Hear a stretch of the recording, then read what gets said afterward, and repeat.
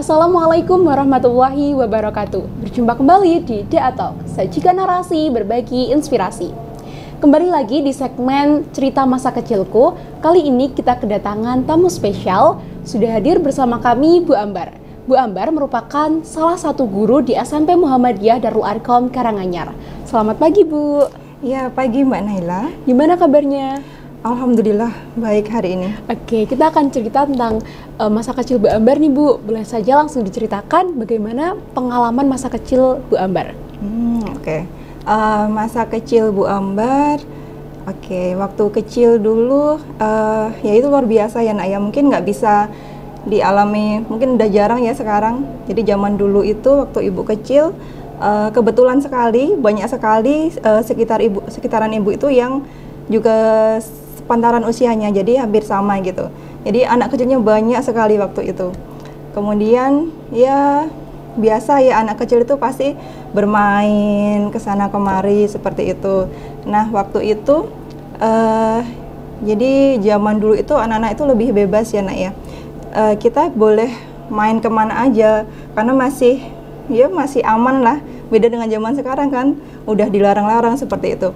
Jadi zaman dulu itu kita bisa main sampai ke sungai gitu bareng-bareng, kemudian kita ke sawah gitu. Sepedaan itu sampai ya keliling desa seperti itu, seru sekali itu. Terus itu waktu SD seperti itu ya biasanya. Kemudian sorenya kita TPA. TPA-nya juga kita jalan bareng gitu. Jadi anak kecil gitu bareng-bareng kita ke masjid gitu. Terus di TPA ya masih anak kecil ya, kita kadang nggak tertib gitu ya Mbak Naila.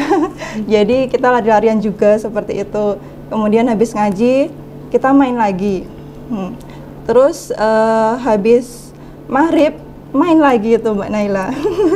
Jadi ya identik dengan main lah, seru banget itu waktu SD. Ya kebetulan ibu sekolahnya kan di MI Seroyo ya, itu dekat dengan rumah ibu. Teman-teman juga dekat di situ, jadi kan seru banget itulah. Terus daerahnya juga masih luas banget. Ya kita main tanah itu sering banget.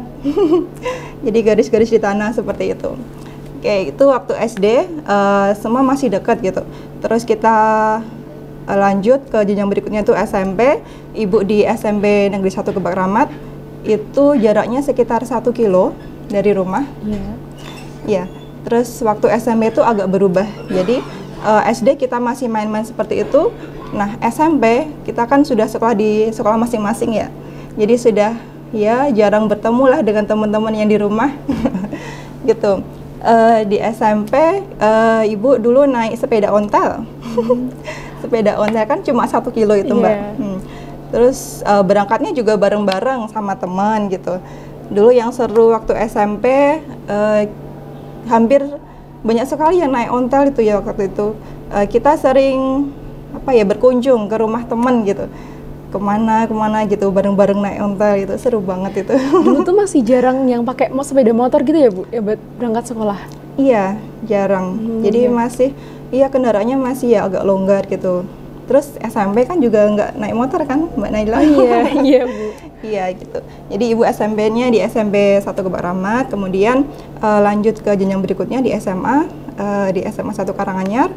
Nah itu di situ ya ibu dulu naik bis sih Mbak.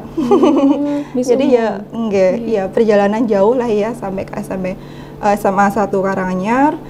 Ya di situ ya mulai agak berubah lagi.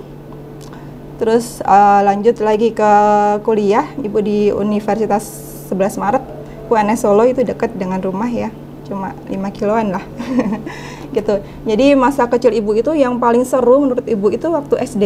Gitu. Banyak mainnya gitu ya Bu? Iya banyak mainnya gitu. Terus misalkan mau diterapkan sekarang pun juga nggak bisa ya Mbak ya, karena sudah lingkungannya udah sempit, iya udah beda. Kita nggak bisa main lagi bebas. Mau ke sungai juga sekarang nggak boleh. Seperti itulah. Jadi itu nggak bisa terlupakan ya Mbak ya, seru banget menurut ibu. Oke. Kalau boleh tahu saat sekolah Bu Ambar tuh termasuk siswi yang istimewa atau biasa saja sih Bu? Waktu sekolah ibu biasa aja. Biasa aja gitu. Jadi ya kadang juga pernah males, kadang ya rajin banget gitu. Pas males ya pasti orang tua ibu ya apa ya nyemangatin, ayo ayo ayo gitu. Ya seperti itulah nak. Jadi biasa aja ibu gitu. Saat sekolah dulu ada nggak sih Bu mapel favorit dan mapel yang kayaknya agak sulit nih untuk dipelajari di sekolah? Oke, mapel favorit sebenarnya banyak sih ya Mbak Naila. Dulu waktu SD itu suka dengan IPA gitu.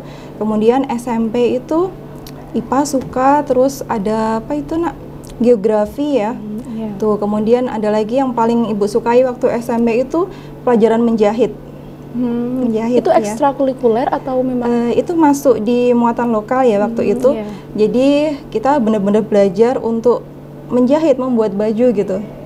Dan itu menurut ibu seru banget ya. Jadi kita bisa bikin pola dan sebagainya gitu. Kemudian waktu SMA ya masih di jalur yang sama ya ibu, IPA. masih suka IPA juga seperti itu. Ya. Kalau mapel yang kayaknya agak sulit gitu ada nggak sih Bu? Ya tentu ada ya. Yang menurut ibu yang sulit dipahami ya, bukan sulit dipahami sih, sulit dihafalkan itu mapel sejarah. Jadi waktu SMP itu bukan IPS seperti ini nak, jadi terpisah gitu. Ada waktu itu ada sejarah, geografi, dan ekonomi. Nah di antara itu yang menurut ibu sulit dihafalkan itu sejarah, karena di situ ada, kita kan ada tanggal-tanggal seperti itu, tanggal lahir dan sebagainya gitu.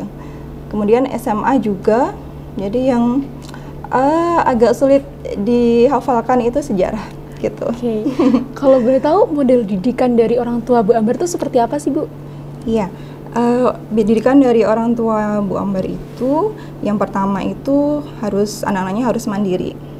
Mandiri, harus mengerjakan sesuatu itu sendiri ya Mbak ya. Jadi nggak usah minta bantuan orang lain, kalau bisa itu sendiri selesaikan seperti itu. Kemudian bertanggung jawab, jadi ya tugasnya diselesaikan dengan sungguh-sungguh gitu.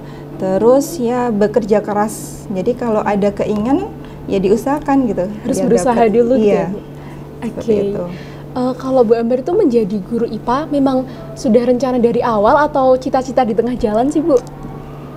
Ya itu termasuk cita-cita tengah jalan ya Mbak ya. Jadi cita-cita itu berubah ya, berubah-ubah seperti itu karena biasanya misalkan ya SD atau dari TK seperti itu kan banyak sekali misalkan jadi dokter, jadi polisi, masih seperti itu kan. Kemudian SMP, SMA itu biasanya kita lihat lingkungan kita gitu. Jadi yang menurut kita itu bagus itu apa sih? Kita mau niru siapa sih gitu.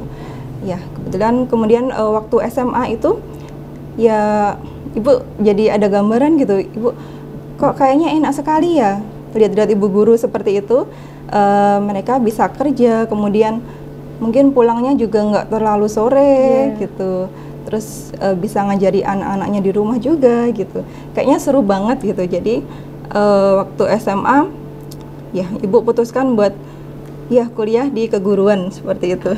Terus menjadi guru IPA. Iya kayak gitu. Ketika mengajar ada nggak sih Bu trik khusus dalam menyampaikan materi? Iya, kebetulan ibu kan mengajar IPA ya. Nah itu biasanya ibu ingat-ingat masa lalu kayak gitu. Jadi yang membuat jelas itu apa sih, yang membuat kita paham IPA, suka IPA itu seperti apa. Nah itu nanti ibu terapkan gitu. Jadi misalkan pelajaran itu ya biar anak-anak senang gitulah ya, karena IPA itu kan ada yang hafalan seperti itu, ada juga yang berhitung. Nah kadang kalau hafalan dan sebagainya itu kita coba pakai video dan sebagainya gitu, biar ada gambaran langsung gitu. Jadi mereka tahu di kehidupan nyata itu kayak apa sih gitu, nggak hanya sekedar teori gitu kan. Nah kemudian kalau hitungan ya itu tergantung minat ya nak ya. Jadi ada anak itu yang sekali dijelaskan paham seperti itu ada yang dia harus diulang-ulang seperti itu. Nah untuk berhitung ada yang langsung bisa dan ada yang belum diajarkan pun itu udah menyerah sebenarnya. Udah Bu, udah seperti itu kan. Iya, jadi ya kita coba pendekatan ya satu-satu seperti itu. Yang belum bisa coba ibu dekati dan kita tanya kesulitannya apa, dicoba dibantu gitu sampai dia merasa oh iya ibu saya paham gitu. Jadi itu seni sendirian ya, jadi senang sekali gitu kalau mereka itu sudah bilang paham gitu, wah senang sekali gitu. Langsung kayak bangga gitu ya Bu? Iya, kalau belum gitu kan juga kasihan ya Mbak ya. Gitu, jadi kita berusaha biar semuanya itu paham dan juga yang penting bahagia lah ya. Harus bahagia jadi anak-anak. Jadi belajar IPA tuh juga biar nggak sepaneng gitu ya Bu? Iya betul seperti itu. Oke. Sebagai seorang guru, apa sih yang membuat Bu Ambar itu merasa senang? Iya, banyak senangnya gitu. Jadi kita lihat murid-murid senang aja, kita juga ikut senang seperti itu. Kemudian lihat mereka kemudian melanjutkan sekolah, kuliah dan jadi orang sukses itu kebanggaan dari guru-gurunya ya. Iya, seperti itu. Oke, terakhir nih Bu, ada nggak sih harapan Bu Ambar untuk kami para siswa-siswi? Ya, tentu ada ya. Harapannya banyak ya Nak ya. Gitu. Jadi dulu Ibu pernah mengajar ya. Ibu cerita sedikit ya. Jadi mengajar di bimbingan belajar seperti itu.